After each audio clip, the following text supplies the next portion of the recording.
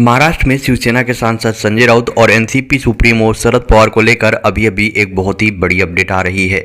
NCP supremo Sharad Pawar ने अब एक बहुत ही बड़ा फैसला लिया है और इनके द्वारा ये जो बड़ा फैसला लिया गया है वो तब लिया गया है जब महाराष्ट्र के सीएम उद्धव ठाकरे के द्वारा छत्रपति संभाजी राजे को एक बहुत ही बड़ा ऑफर किया गया। अभी जैसा कि अपडेट आ रही है इसमें बताया जा रहा है कि एनसीपी सुप्रीमो शरद पवार के द्वारा रविवार को कहा गया कि उनकी पार्टी महाराष्ट्र की 6 राज्यसभा सीटों के लिए होने वाले चुनाव में संभाजी राजे या फिर शिवसेना द्वारा चुने गए किसी अन्य उम्मीदवार का समर्थन करेगी। सीधे सीधे इनके द्वारा बोला गया है या तो वो संभाजी राजे को छत्रपति संभाजी राजे को समर्थन अपना देंगे, लेकिन इसके अलावा ही अगर शिवसेना अपने कोई भी उम्मीदवार वहां पर उतारती है तो शिवसेना के उस उम्मीदवार को एनसीपी सुप्रीमो शरद पवार के द्वारा सपोर्ट किया जाएगा। शरद पवार शनिवार को पुणे में कुछ ब्राह्मण समुदाय के संगठनों के साथ उनके प्रतिनिधियों से मुलाकात के बाद पत्रकारों से बात कर रहे थे।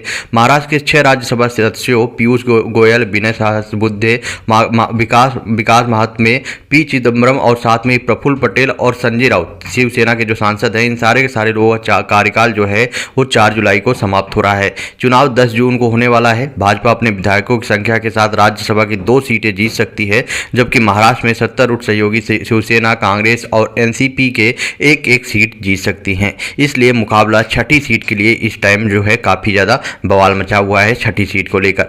अब इन्हीं सब चीजों के बीच में कोल्हापुर शाही परिवार के सदस्य और छत्रपति शिवाजी महाराज के वंशज संभाजी राजे पहले संसद के उच्च सदन के राष्ट्रपति द्वारा मनोनीत सदस्य थे। उन्होंने हाल ही में घोषणा की है कि वह स्वतंत्र उम्मीदवार के रूप में राज्यसभा के लिए इलेक्शन लड़ेंगे और सभी दलों से उनका समर्थन करने की अपील भी की थी।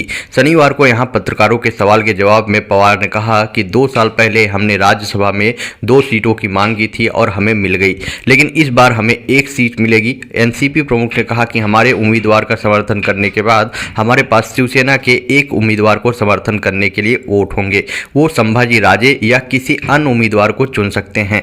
हम जो है शिवसेना द्वारा चुने गए उम्मीदवार का समर्थन करेंगे। शिवसेना के कुछ वरिष्ठ नेताओं ने हाल ही में कहा है कि पार्टी आने वाले राज्यसभा चुनाव में दूसरा उम्मीदवार उतार सकती है।